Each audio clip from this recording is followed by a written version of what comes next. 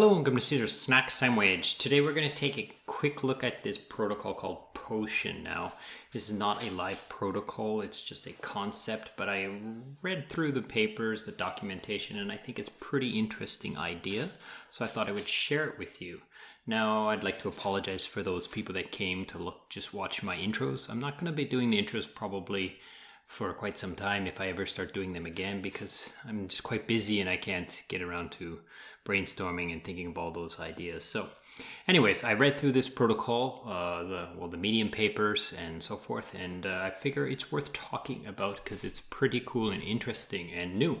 So basically what it says here is it's a risk application put options, call options, customized put options and customized call options.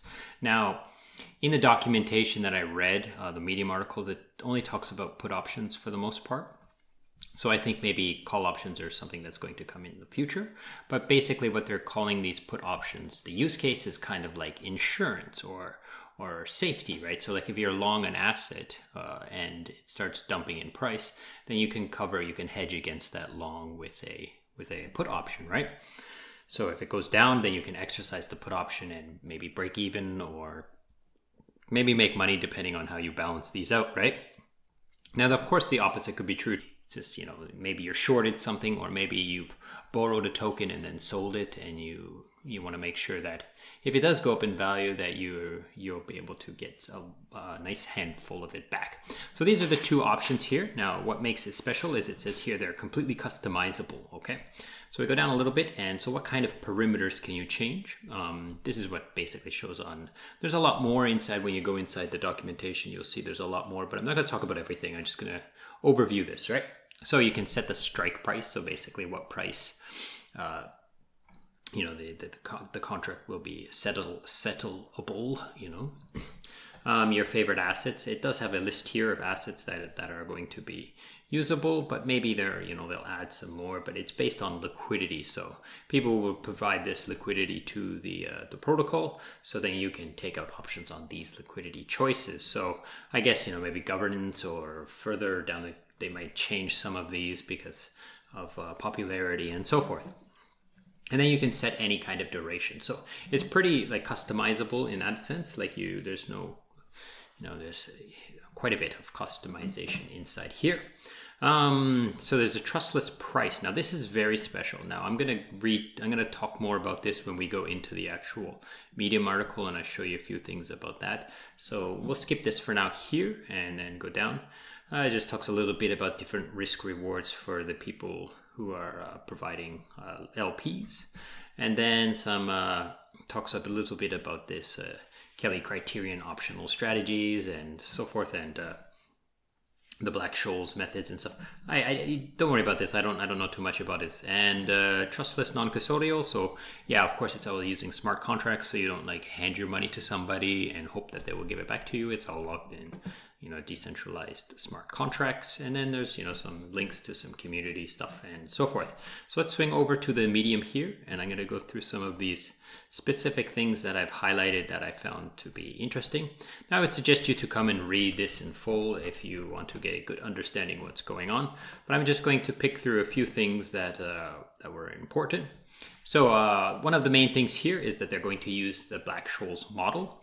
And what the Black Shoals model has is it has the asset price must go in, the strike price must go in, the volatility must go in, and the time of maturity must go in order to set the contract price or the premium price for the options, right? Now, what they talk about is the problem of volatility here. Volatility is something that you can only look back at, right? You can only look, in the past, the volatility was like this. So in the future, we hope the volatility will stay the same or be predictable in some way, but it's still a guess. So that's a problem with this in the current options models. So they've found a way to fix this, and that's what they call the implied volatility problem, and they're going to call it with the realized volatility, what they call realized volatility. So instead of when the contract wants to be settled, the premium is calculated at the time of the settlement or the time of the exercising of the option. So then if you look here, the time is exercised here. So when you mint it, you don't know the premium, and when you settle, it looks back at the volatility and sets the premium based on the volatility of the past. So how can this be protected? So let's go through here. The user will lock the worst case scenario. So they take historical volatility and say, oh, the most likely, the worst possible case of volatility will be this perimeter. And then they would lock that much plus a little bit more into the contract. And then when it's time to settle, they would, the actual volatility will be used to calculate the premium, and then they would give back any remaining funds that were not used because the volatility wasn't the worst case scenario.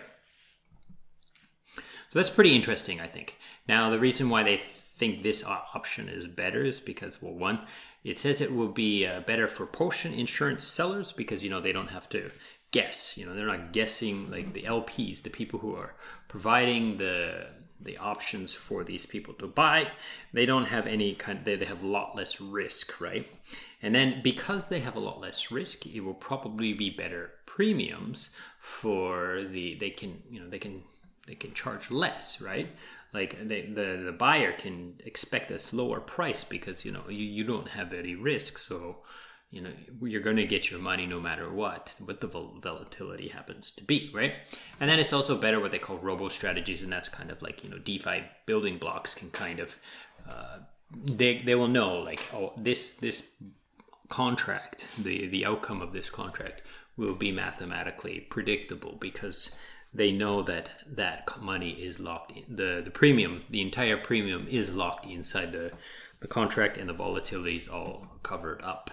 Okay, so this is interesting. So let's go down to some of the architecture here.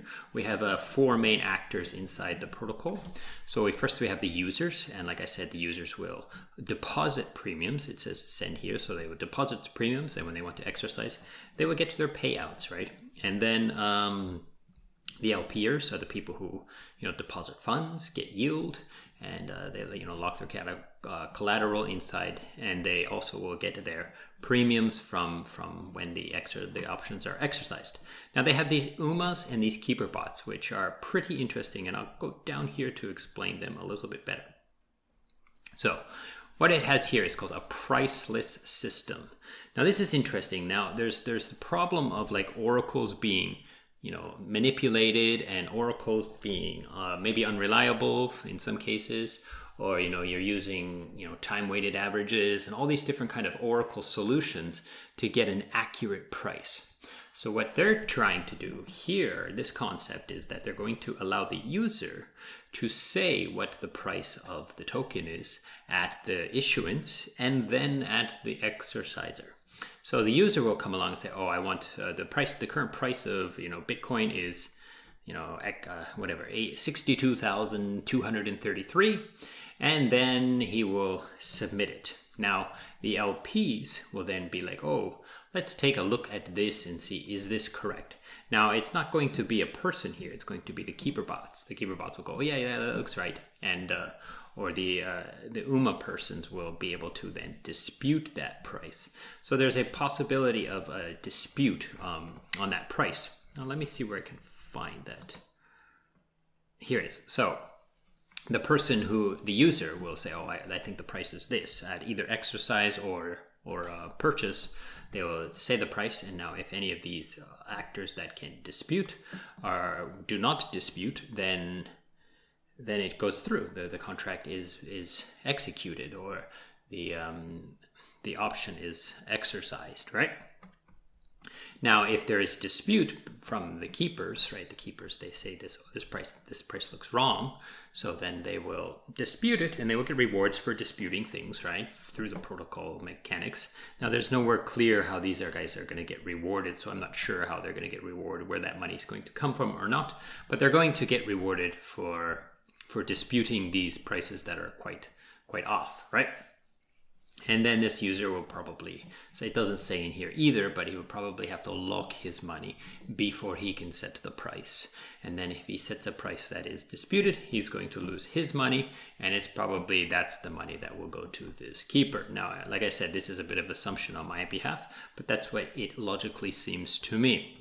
So there's these, and then there's these UMA holders. Now these UMA holders are like real actual people. So if the keeper bot cannot actually dispute this and get this settled properly, and he still has no, this is correct, then the UMA Oracle system, where these UMA actual people, UMA token holders, can then look at the data and be a third party moderator of this dispute and decide whether this user has supplied proper prices or not.